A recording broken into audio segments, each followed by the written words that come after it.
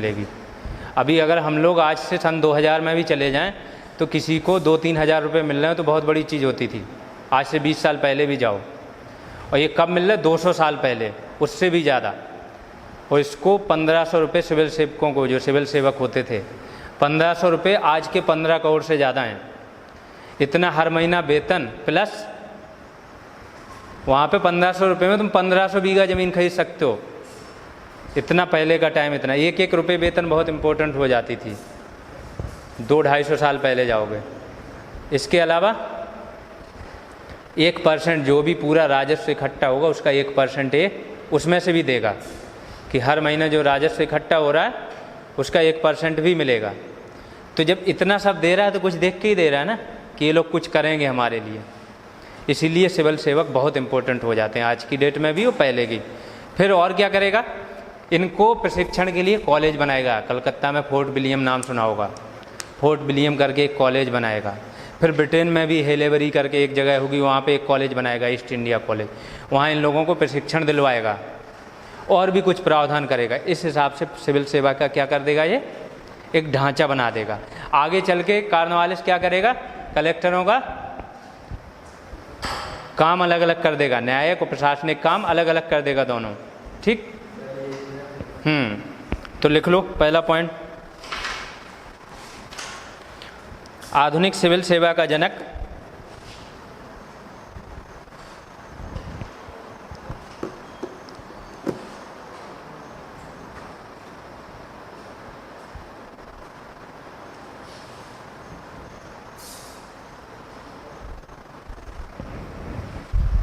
Cornwallis को माना जाता है।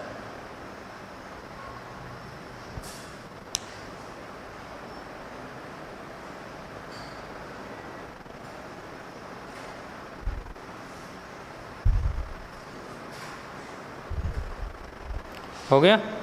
कॉमा करके संविदा के आधार पर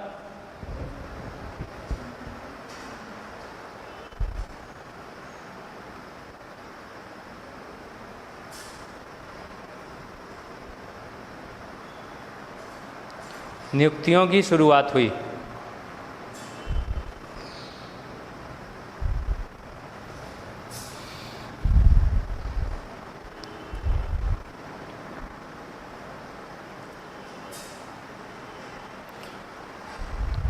अगला पॉइंट लिखो, कार्नवालिस के समय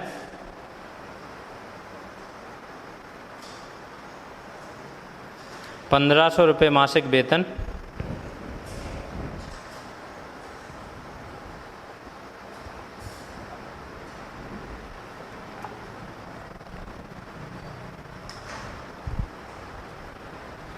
तथा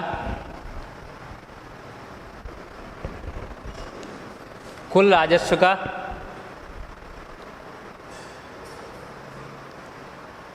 1% सिविल सेवकों को दिया जाता था।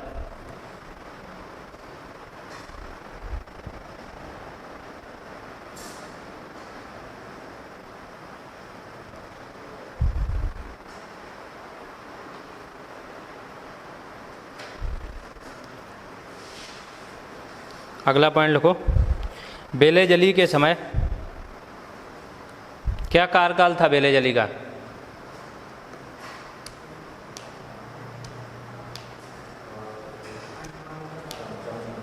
हम्म, 1798 से 1805, है ना? तृतीय मराठा युद्ध किसके समय हुआ था? द्वितीय, 1803 से 5 के बीच में बेले जली के। ठीक है, तो लिखो बेले जली के समय सन 1800 में सिविल सेवकों के प्रशिक्षण के लिए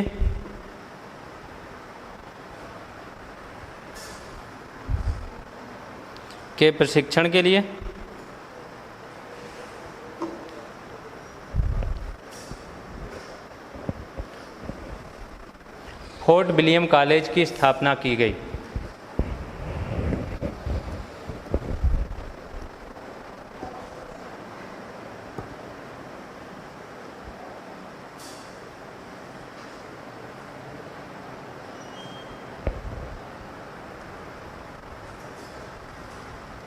हो गया। फोर्ट विलियम कॉलेज की स्थापना। अब 1853 में बताया मैंने क्या हुआ था।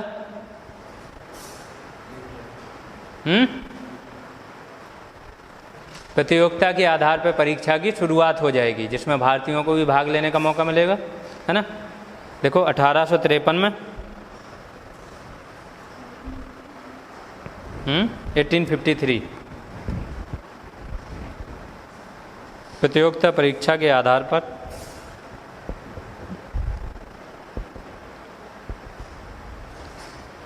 नियुक्ति का प्रावधान किया गया।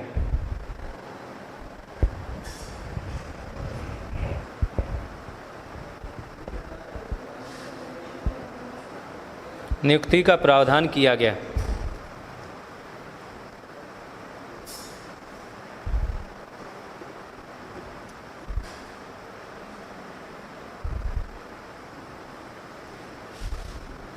देखो 1863 में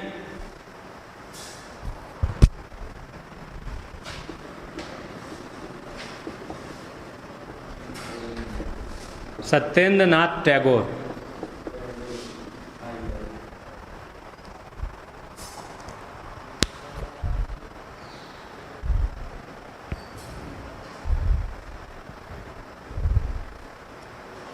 प्रथम भारतीय जिन्होंने परीक्षा उत्तीर्ण की।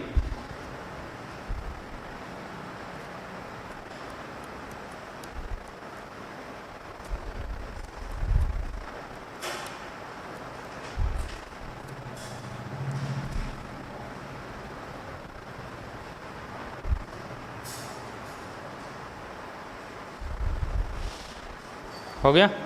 अगला पॉइंट लिखो 1877 1877 में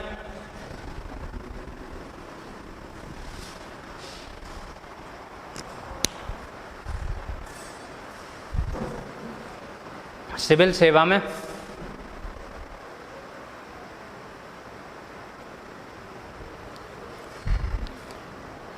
प्रवेश की अधिकतम उम्र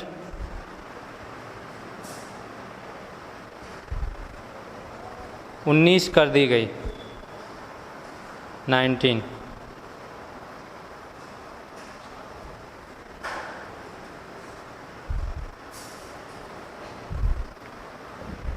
अगला पॉइंट लिखो 1919 1919 में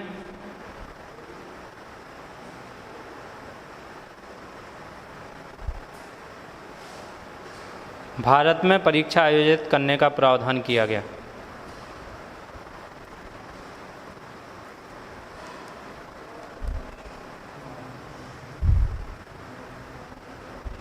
आयोजित करने का प्रावधान किया गया।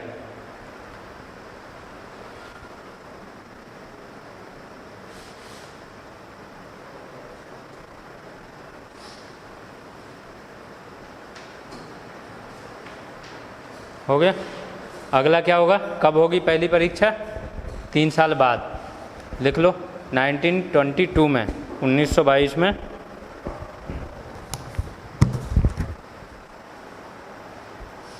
सर्वप्रथम इलाहाबाद में परीक्षा का आयोजन किया गया।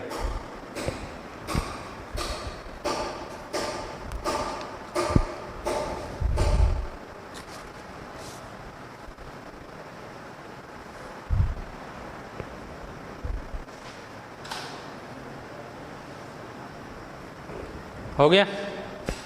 अगली हेडिंग डालो, ब्रिटिश भारतीय सेना।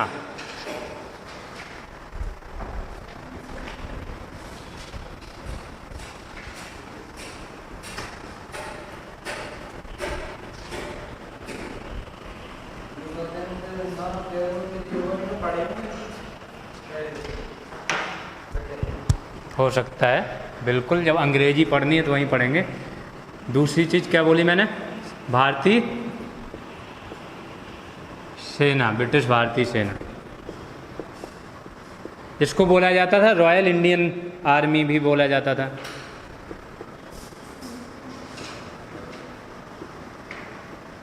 शाही भारतीय सेना, क्योंकि क्राउन की बात आ रही तो हर चीज़ क्या हो जाएगी? रॉयल हो जाएगी, शाही।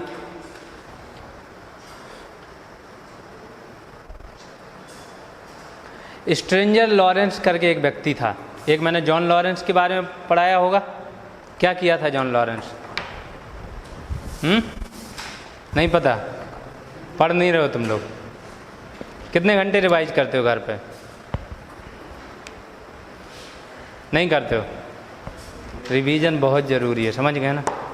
रिवीजन कर लोगे तो इन चीज़ों को पढ़ना नहीं पड़ेगा, आगे ज़्यादा मेहनत नहीं करनी पड़ेगी। स्ट्रेंजर लॉरेंस, एक मैंने जॉन लॉरेंस के बारे में पढ़ा होगा जिसने कुशल अकर्मण्यता की नीति अपनाई थी, याद है? ये दूसरे लॉरेंस आएंगे, स्ट्रेंजर लॉरेंस। ये ब्रिटिश भारतीय सेना का क्या करेंगे? गठन करते हैं। सेना रहती है, उसके कुछ नियम, ऊंचे पदों पर सिर्फ अंग्रेज रहेंगे, भेदभाव भी बहुत ज़्यादा होता था।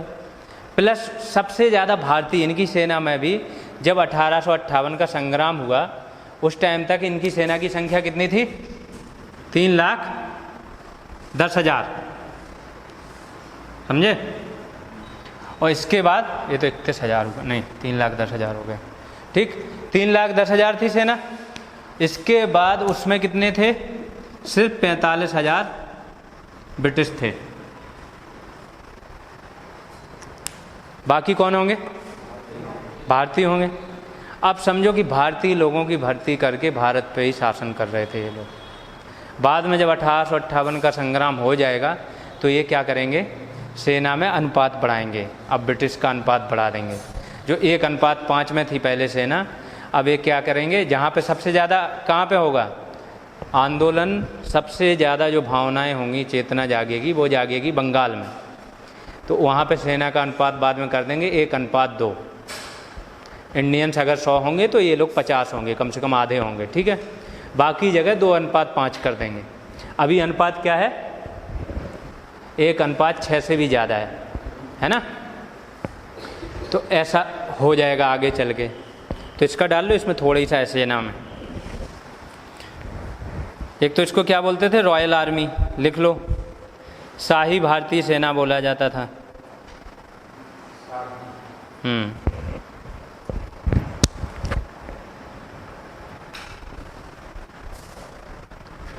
और इसका गठन किसने किया था?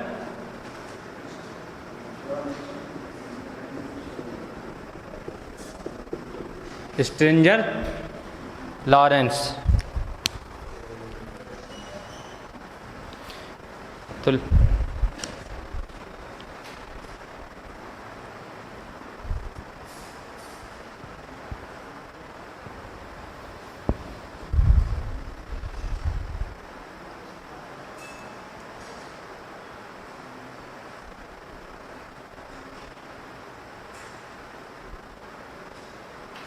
हो गया। अगला पॉइंट लिखो। 1857 तक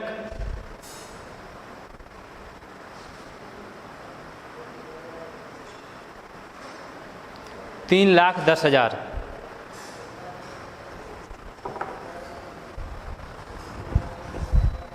टोटल सैनिक थे।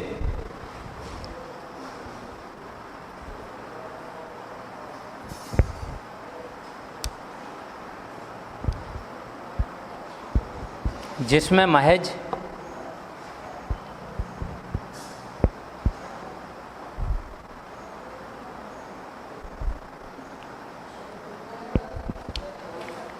$45,000 अंग्रेज थे।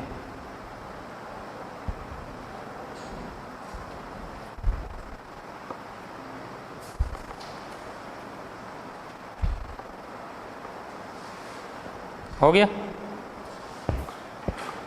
अगली हेडिंग डाल लो, पुलिस।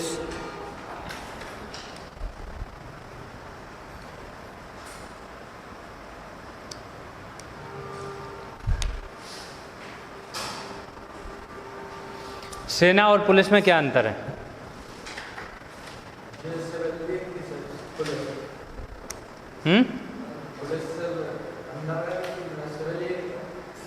क्या होता है सिविल एरिया? इसको सिविल बोलते हैं। झांसी में सिविल लाइन से मतलब जिला हो गया सिविल। फिर सिविल मामले जानते हो क्या होते हैं?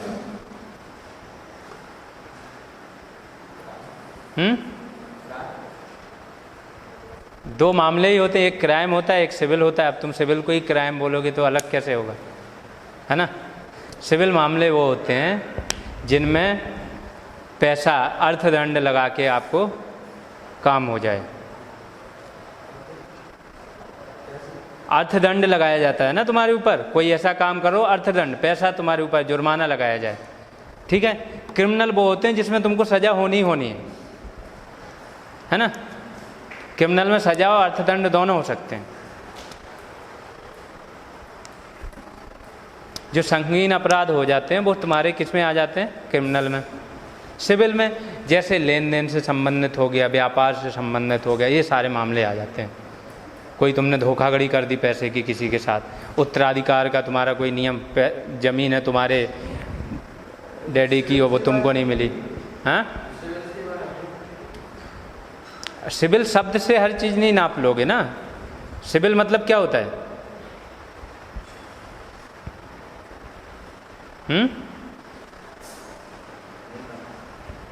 सिविल मतलब सामाजिक, नागरिक, है ना।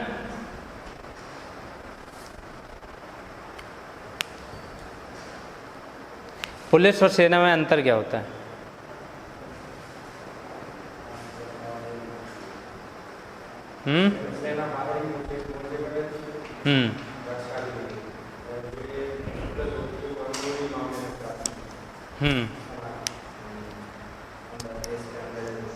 मतलब लॉ एंड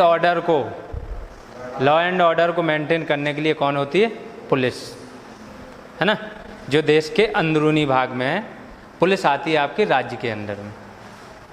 और सेना क्या होती है, एक तो बाहरी, बाह्य आक्रमण, युद्ध वगैरह, उससे शांति के लिए, या कोई ऐसी घटना हो जो अभूतपूर्व हो जिसको पुलिस मेंटेन ना कर पा रही हो, तो वहाँ पे भी सेना की आवश्यकता होती है ना।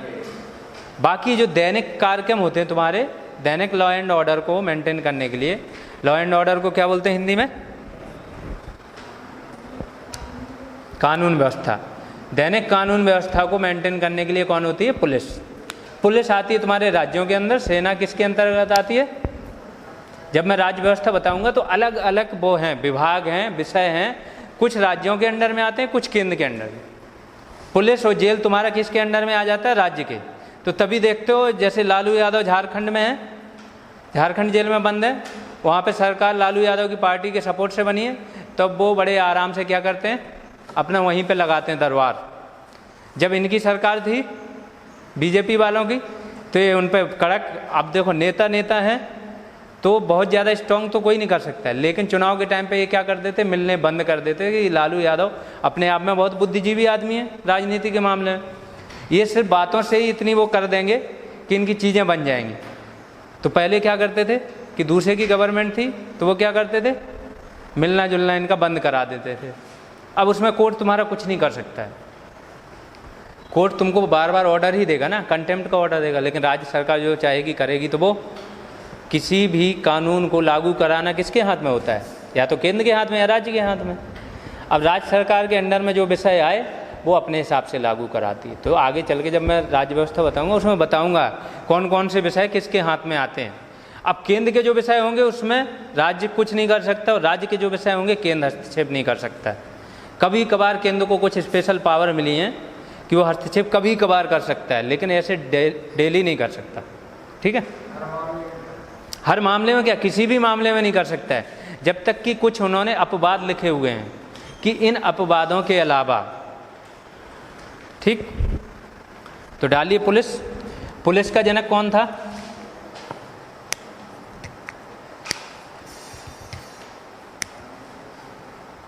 पुलिस का जनक कौन था, मैंने ये भी लिखाया है।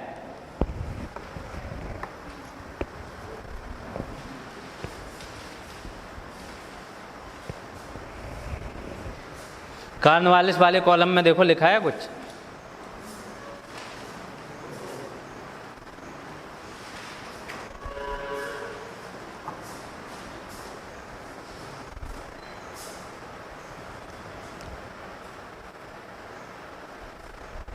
है।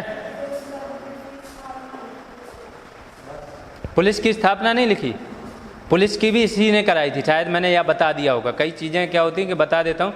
ये मैंने बोला था कि जो आधुनिक पुलिस है उसकी स्थापना भी किसने की थी? कॉर्नवालिस ने, है ना। 1857 के पहले ही होगी ना।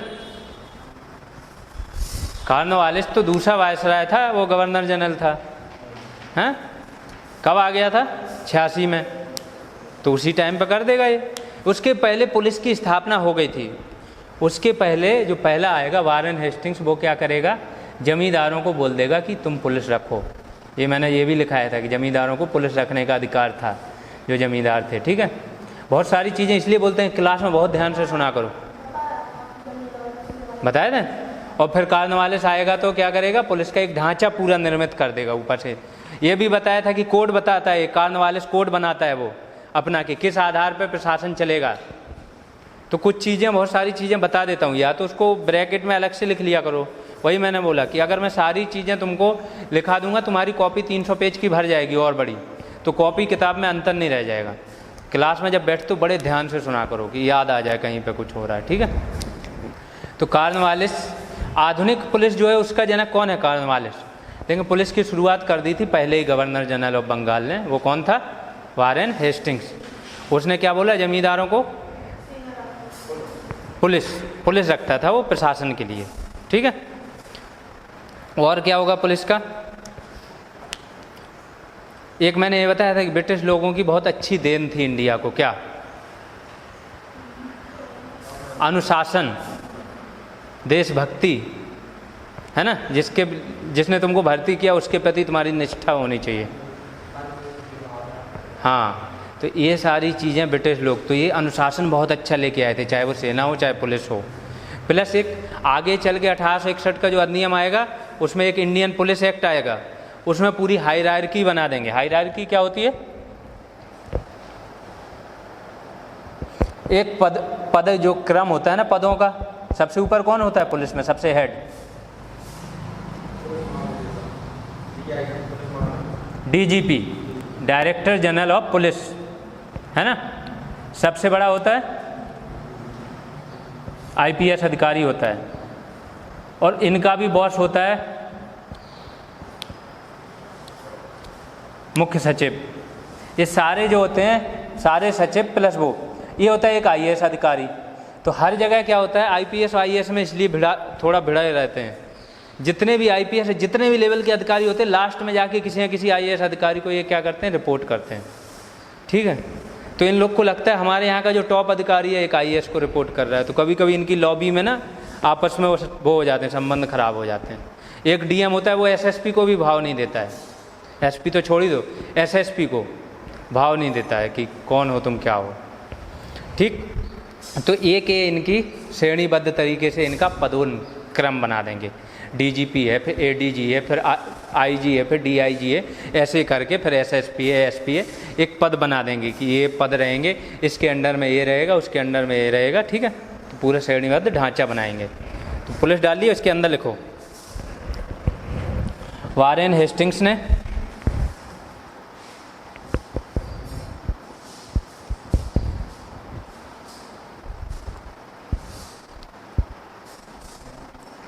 जमींदारों को पुलिस का अधिकार दिया।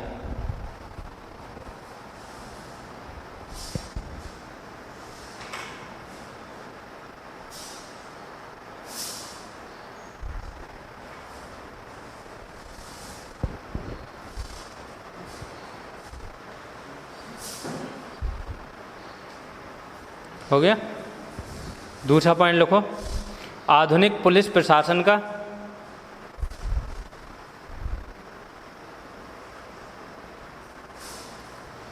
जन्मदाता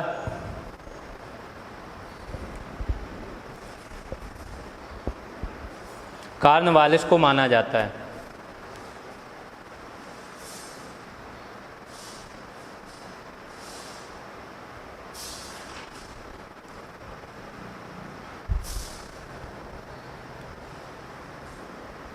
तीसरा पॉइंट लिखो, 1861 में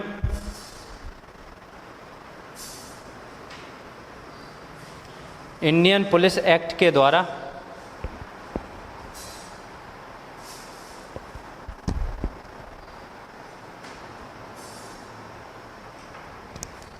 श्रेणीबद्ध पुलिस ढांचे की नींव रखी गई।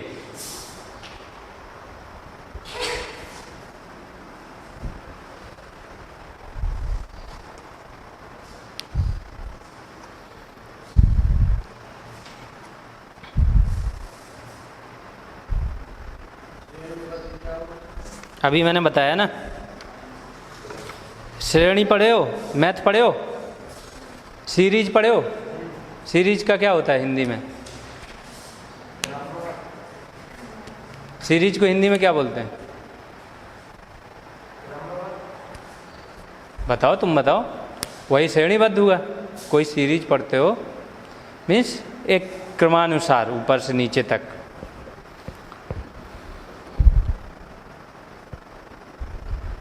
इसका एक हेडिंग डालो, विश्लेषण।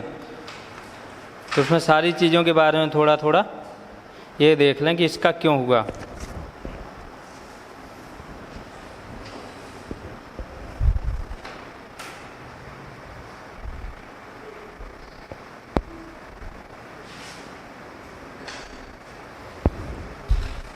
तो बहुत सारे विद्वानों का ये मानना है कि आधुनिक प्रशासन, उसमें लिखना नहीं है, अभी सुन लो।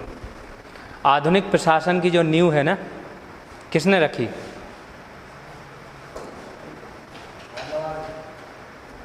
अंग्रेजों ने। टोटल ले लो, है ना। प्रशासन में मैंने बताया क्या क्या चीज़ें आ जाती।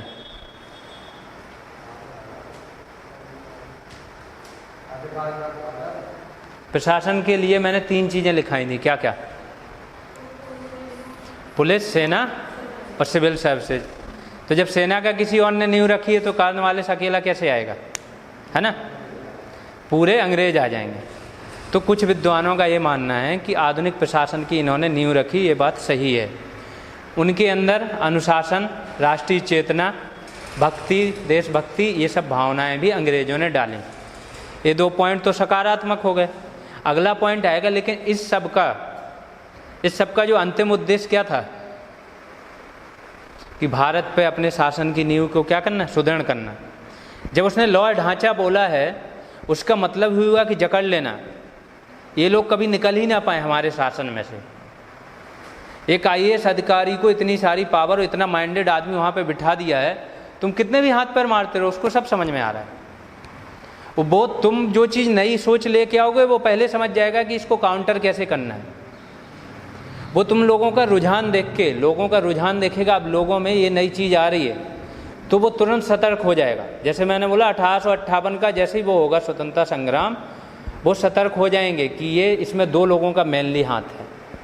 एक तो जो पढ़े लिखे प्रबुद्ध वर्ग हैं, उन्होंने डायरेक्टली भाग तो नहीं लिया, लेकिन लोगों को क्या किया, उन्होंने प्रभावित किया अपने विचारों से, जो सुधार हुए हैं। दूसरा, जो हम साम्राज्य विस्तार कर रहे हैं, जो लोगों से हम गोद लेने का अधिकार छीन रहे हैं राजाओं से,